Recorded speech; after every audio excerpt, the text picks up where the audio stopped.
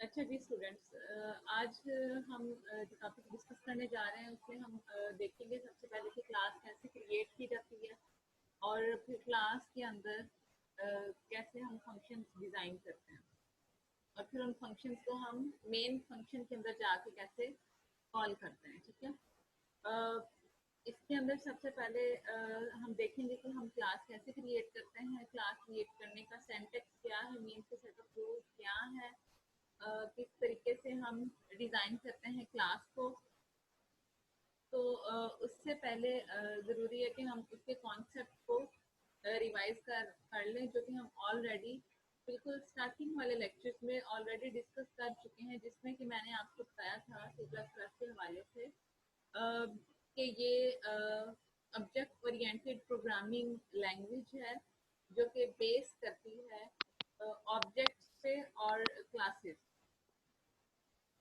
Objects और classes क्या हैं इसके हवाले से भी हमने डिस्कस किया था। ऑब्जेक्ट्स से मैंने आपको एट्रीब्यूट्स और उसके फंक्शंस पे बताए थे और कॉमन एग्जांपल्स के थ्रू मैंने आपको ये कॉन्सेप्ट क्लियर करने की कोशिश की थी। आज हम इसको जस्ट लिटिल बिट रिवाइज करेंगे ताकि फिर हम उसकी कोडिंग की तरफ जा सकें।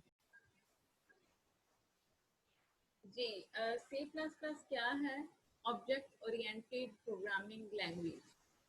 जैसे कि इसके नाम से जाहिर है, ऑब्जेक्ट ओरिएंटेड मीन्स ये ऑब्जेक्ट पे बेस करती है, object oriented. Procedural programming is about writing procedures or functions that perform operations on the data, while object-oriented programming is about creating objects that contain both data and functions. Procedural programming क्या होती है? जिसमें के procedures और functions होते हैं just, जो कि परफॉर्म करती है ऑपरेशन ऑन डाटा। लेकिन ऑब्जेक्ट ओरिएंटेड प्रोग्रामिंग लैंग्वेज या टेक्निक जो है ये बेस करती है इस पे ऑब्जेक्ट्स पे that contain both data and functions. सिर्फ ये डाटा पे ऑपरेशन परफॉर्म नहीं करेगी, ये डाटा और फंक्शंस दोनों को डील करती है। Object oriented programming has several advantages over procedural programming. अब इसके क्या एडवांटेजेस हैं वो देख लेते हैं। OOP is faster and easier to execute.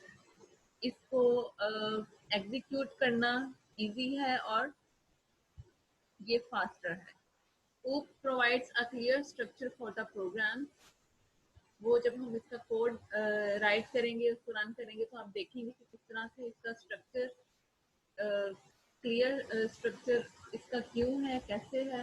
क्योंकि इसके अंदर आप क्लास क्रिएट करते हो, क्लास के बाद इसके अंदर उसके ऑब्जेक्ट क्रिएट करते हो, देन मेन फंक्शन के अंदर जाके आप कॉल करते हो।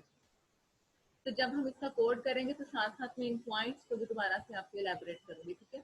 Oops helps to keep the C++ code. DRY means don't repeat yourself and makes the code easier to maintain, modify, and debug. Oops makes it possible to create full reusable applications with less code and shorter development time. Oops हमें ये भी facility देती है कि हम इसमें अपने code को रीयूज कर सकते हैं। वो किस तरह से? वो इस तरह से कि जब आप फंक्शंस बनाते हो, जब आप क्लास के अंदर फंक्शंस बनाओगे तो उन फंक्शंस को बार बार कॉल कर सकते हो। सपोज अगर आपको आपने एक फंक्शन बनाया, उसकी बार बार आपको जरूरत पड़ रही है, तो आपको हर दफा पूरा फंक्शन वहाँ पे लिखने की जरूरत नहीं है, पूरा फंक्शन दोबारा डिफाइन करने की जरूरत नहीं है। आपने जस्ट वन टाइम उसको डिफाइन कर दिया। मेन फंक्शन के अंदर जितनी दफा आपको जरूरत है आप उतनी दफा उस फंक्शन को कॉल कर सकते हो। तो वो हमें ये फैसिलिटी देता है कि हम इसके थ्रू रीयूज कर सकते हैं अपने कोड को। तो इससे क्या होता है कि आपका जो डेवलपमेंट टाइम है, कोडिंग लिखने में जो आपका टाइम लगता है, प्रोग्राम की डेवलपमेंट में जो आपका टाइम कंज्यूम होता है, वो टाइम जो है वो शॉर्ट हो जाता है।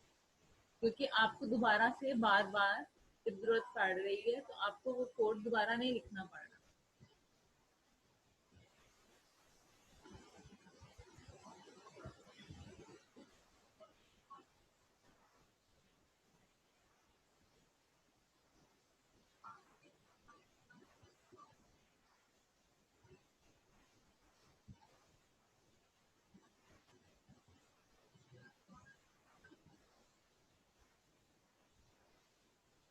जी, जैसा कि अभी इसको डिफाइन करते हुए मैंने आपको बताया है कि सी प्लस प्लस के अंदर हम क्लासेस और ऑब्जेक्ट्स को डील करते हैं। अब क्लासेस क्या हैं और ऑब्जेक्ट्स क्या हैं, एक दफ़ा हम इसका ओवरव्यू ले लेते हैं, ताकि जब हम इसकी कोडिंग की तरफ जाएं तो उसके स्ट्रक्चर को आप अच्छे से अंडरस्टैंड कर सकें, और वो तभी आप कर सकेंगे जब आपका कॉन्सेप्ट क्लियर होगा। अच्छा जी, classes and objects are two main aspects of object oriented programming. OOP में ऑब्जेक्ट ओरिएंटेड प्रोग्रामिंग में यानी कि सी प्लस प्लस में टू उसके मेन एस्पेक्ट्स हैं या टू उसके मेन पार्ट्स हैं, जो आप कह सकते हो कौन कौन से, classes and object. With this example आप इसको अच्छे से अंडरस्टैंड कर सकते हो। सपोज अगर आप फ्रूट्स की बात कर रहे हो, फ्रूट्स ये एक कॉमन वर्ड है, ठीक है। फ्रूट्स के अंदर बहुत सारी टाइप्स आ जाती हैं, तो इसकी क्लास क्या होगी जब आपने क्लासीफाई करना है। जब आप इसको क्लासीफाई करोगे तो फ्रूट की एक अलग क्लास होगी, और उस फ्रूट के अंदर जितने भी फ्रूट्स आते हैं, लाइक एप्पल, बनाना, मैंगो, जितने भी फ्रूट्स हैं वो सब क्या है, उसके ऑब्जेक्ट्स हैं। तो ये जो फ्रूट की क्लास है, इसके अंदर आप वेजेस को ऐड नहीं कर सकते, या आप किसी और चीज को इसके अंदर ऐड नहीं कर सकते, इसमें सिर्फ फ्रूट्स ही आएंगे। तो क्लास क्या है, फ्रूट की अगर क्लास है तो उसके ऑब्जेक्ट्स क्या होंगे, डिफरेंट फ्रूट्स। इसी तरह आप नेक्स्ट एग्जांपल अगर आप देखें, सपोज अगर आपने क्लास क्रिएट की है कार के नाम से, आपने कार के नाम से एक क्लास क्रिएट की है, और उसके ऑब्जेक्ट्स में क्या आ जाएंगे, लाइक टोयोटा, ऑडी, ये सारे इसके ऑब्जेक्ट्स में आ जाएंगे। अगर आप अपने रूम में अपने इर्द गिर्द देखें तो आपको बहुत सारे ऑब्जेक्ट्स नजर आएंगे। ये सारे एग्जांपल्स हम पहले डिस्कस कर चुके हुए हैं। अब हमने चूंकि एक्चुअली हमें कोडिंग की तरफ जाना है, तो इसलिए मैं उसके कॉन्सेप्ट को एक दफा चाह रही थी कि उसका ओवरव्यू आपको दे दूं, ताकि आप फिर अच्छे से उसको समझ सकें। अच्छा, अगर आप अपने रूम में अपने इर्द गिर्द देखें तो आपको बहुत सारे ऑब्जेक्ट्स नजर आएंगे। हम उनमें से एक ऑब्जेक्ट पिक कर लेते हैं, जस्ट आपको एग्जाम्पल कोड करने के लिए, अंडरस्टैंड करवाने के लिए। सपोज आपके रूम में एक टेबल पड़ा। अब वो जो टेबल है वो एक ऑब्जेक्ट है, ठीक है। टेबल क्या है, ऑब्जेक्ट है।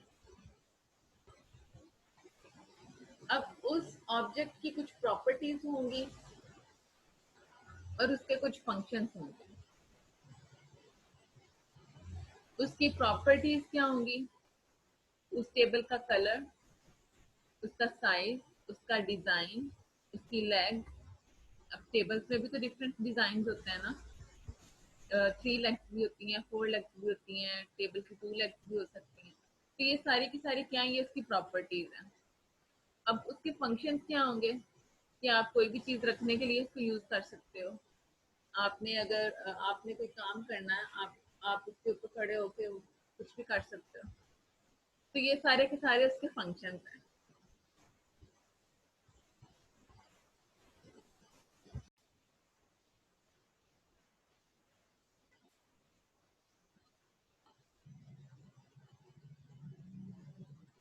जी, तो हम डिस्कस कर रहे हैं इस वक्त classes and objects. Everything in C++ is associated with classes and objects along with its attributes and methods. For example, in real life, a car is an object.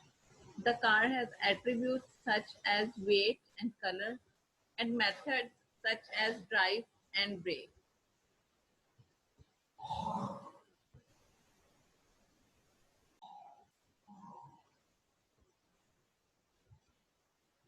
So यहाँ पे आपको नजर आ रहा होगा कि यहाँ पे कार की इन्होंने एग्जाम्पल कोट की है। कार को एज एन ऑब्जेक्ट कंसीडर किया गया है, जैसा कि अभी हमने टेबल को एज एन ऑब्जेक्ट कंसीडर किया, लेकिन यहाँ पे कार की एग्जांपल ली गई है। कार को अगर आप एज एन ऑब्जेक्ट लेते हो तो कार के कुछ एट्रीब्यूट्स होंगे। अब कार के एट्रीब्यूट्स क्या हो सकते हैं,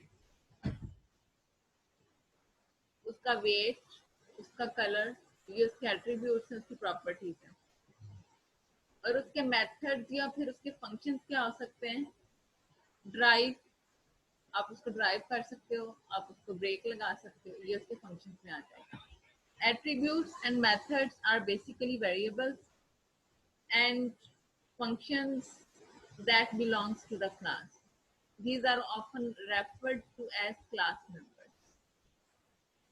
A class is a user-defined data type that we can use in our program, and it works as an object constructor or a blueprint for creating objects. Class क्या है? जो आप खुद डिफाइन करते हो. जब आप क्लास बनाते हो, जब आप क्लास डिजाइन करते हो, तो क्लास कीवर्ड के साथ आप क्लास का नाम खुद से चूज करते हो, खुद से आप लिखते हो. तो class is a user defined data type. Class क्या है? User defined data type.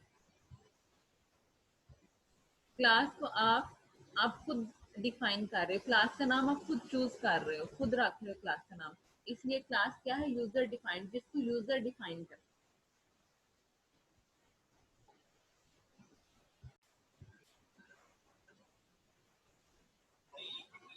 Class को कैसे क्रिएट किया जाता है? यहाँ पे आपको इसका सेंटेक्स नजर आ रहा होगा. जब आप क्लास क्रिएट करते हैं तो क्लास का कीवर्ड यूज करते हैं. जैसा कि यहाँ पे आप देख सकते हैं, ये क्लास क्रिएट की गई है. तो सबसे ऊपर आपने क्लास का कीवर्ड लिखना है और उसके बाद क्लास का नेम. ये देखिए यहाँ पे ये क्लास क्रिएट की गई है और ये क्लास का नेम. ये क्लास का कीवर्ड यहाँ पे लिखा जाता है. देन यहाँ पे क्लास नेम. यहाँ पे आप क्लास नेम अपनी मर्जी से कुछ भी क्लास नेम रख सकते हो. और फिर विद इन कर्ली ब्रेसेस आपने उस क्लास के अंदर डिफरेंट, पहले तो आप उसके अंदर वेरिएबल्स जो आपने लेने होते हैं वो, और उसके डाटा फंक्शन जो फंक्शन मेंबर होते हैं उसको आप डिफाइन करते हो. इसके अंदर फंक्शन बनाते हो. देन फिर मेन फंक्शन के अंदर जाके उसको कॉल किया जाता है.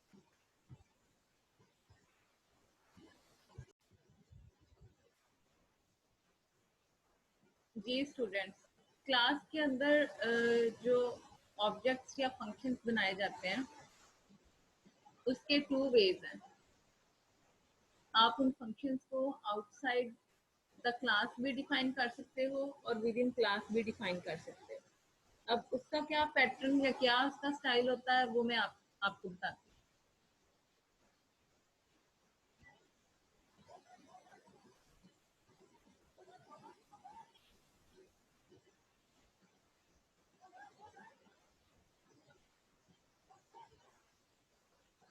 सबसे पहले हम देखते हैं कि आउटसाइड द क्लास आप फंक्शन को कैसे डिफाइन करोगे.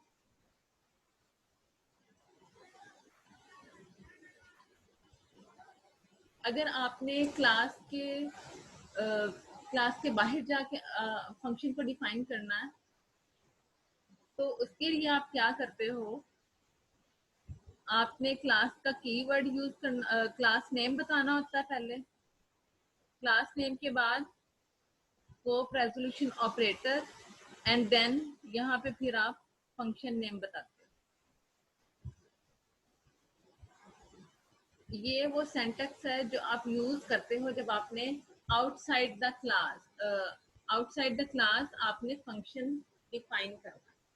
क्लास से बाहर जाके जब आप क्लास का नेम रख लेते हो, कीवर्ड क्लास नेम, और विद इन कर्ली ब्रेसेस आप वेरिएबल्स को डिक्लेयर करते हो. आपने जो मेंबर फंक्शंस लेने होते हैं उन मेंबर फंक्शंस को आप डिक्लेयर करते हो, फिर कर्ली ब्रेसेस को आप क्लोज करते हो. देन उसके बाद फिर क्लास से बाहर निकल के आउटसाइड द क्लास फिर आप वहां पे पूरे का पूरा एक फंक्शन बनाते हो. आपने 2 फंक्शंस बनाने हैं, 3, 4, 5 जितने भी हैं, उसके बाहर जाके फिर आप फंक्शन बनाते हो. लेकिन उसके लिए सिंटैक्स क्या होगा कि आपने पहले क्लास नेम लिखना है, उसके बाद scope resolution operator and then function name, और फिर विद इन कर्ली ब्रेसेस पूरे का पूरा आप फंक्शन डिफाइन करते हो. अगर आपने उस फंक्शन के अंदर इनपुट करवानी है तो फिर आप कैसे उसके अंदर सी आउट स्टेटमेंट लिखोगे, सी इन करवाओगे, या आपने कोई और प्रोसेस अप्लाई करवाना है तो वो आप उस फंक्शन के अंदर इलाबोरेट करते हैं।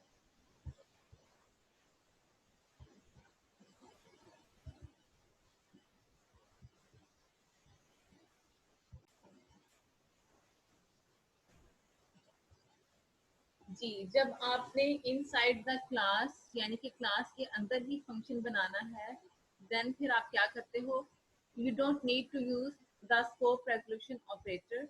उसके लिए फिर आपको स्कोप रेजोल्यूशन ऑपरेटर की जरूरत नहीं है while defining the member function.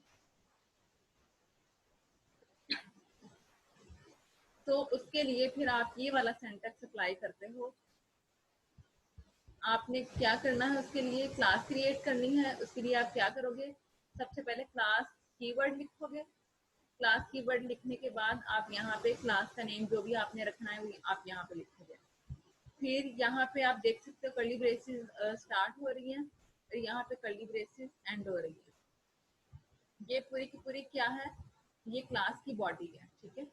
इसी के अंदर आपने क्या करना है, इसी के अंदर आपने वेरिएबल को डिक्लेयर करवाना, जो वेरिएबल आपने यूज करने उस प्रोग्राम के अंदर, और उसी के अंदर आपने पूरे का पूरा जो फंक्शन है वो डिफाइन करना।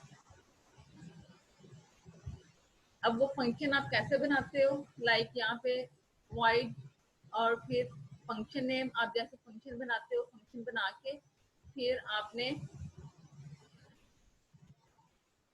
विद इन कर्ली ब्रेसेस उस फंक्शन की बॉडी को आप डिफाइन करोगे और एंड पे आप एंड कर दोगे क्लास को कर्ली ब्रेसेस क्लोज करके। तो इस तरह आप विद इन क्लास, क्लास के अंदर आप फंक्शन बना सकते हो, 1 2 3 जितने भी रिक्वायर्ड हैं आप वो फंक्शन डिजाइन कर सकते हो विद इन क्लास। जब आप with in class function define करोगे तो उसके लिए सिंपल वे है, आपने फंक्शन नेम बताना है और उसके बाद वो function with in curly braces आपने पूरे का पूरा वहां पे लिख देना होता है। लेकिन जब आप आउटसाइड द क्लास, क्लास के बाहर जाके जब आपने फंक्शन बनाना है तो उसके लिए आप क्या करते हो कि आपने पहले क्लास क्रिएट कर लेनी है। क्लास के अंदर आप वेरिएबल्स को डिक्लेयर करोगे और जो फंक्शंस आपने क्लास के बाहर जाके बनाने हैं उन फंक्शंस को आप वहां पे पहले डिक्लेयर कर दोगे। डिक्लेयर करने के बाद क्लास को आप कर्ली ब्रेसेस क्लोज करके एंड कर दोगे एंड देन उसके बाद फिर आप पूरे को पूरा फंक्शन डिफाइन करोगे और उस फंक्शन के अंदर आप क्या करोगे, पहले क्लास नेम लिखोगे, फिर स्कोप रेजोल्यूशन ऑपरेटर के बाद आप फंक्शन नेम लिख के देन फिर आप कर्ली ब्रेसेस स्टार्ट करोगे, उसके अंदर पूरे फंक्शन की बॉडी को आप डिफाइन करोगे और एंड करोगे कर्ली ब्रेसेस क्लोज करके। तो ये वो वे है जिसके थ्रू आप फंक्शंस को डिफाइन कर सकते हो with in class and outside the class. उसका क्या पैटर्न है, उसका क्या सिंटैक्स है वो अभी मैंने आपको बता दिया।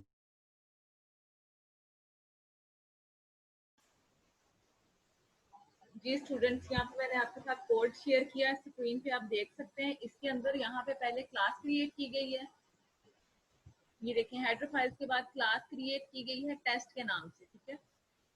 और फिर उस क्लास के अंदर यहाँ पे पहले वेरिएबल डिक्लेयर किया गया है। उसके बाद इस क्लास के अंदर 2 फंक्शंस बनाए गए हैं, void in and void out के नाम से। void in के थ्रू हम इनपुट करवा रहे हैं और void out के नाम से हमने जो फंक्शन बनाया उसके अंदर हम जस्ट सी आउट की स्टेटमेंट लिखी है, जस्ट वो डिस्प्ले करवाएगा एन की वैल्यू को।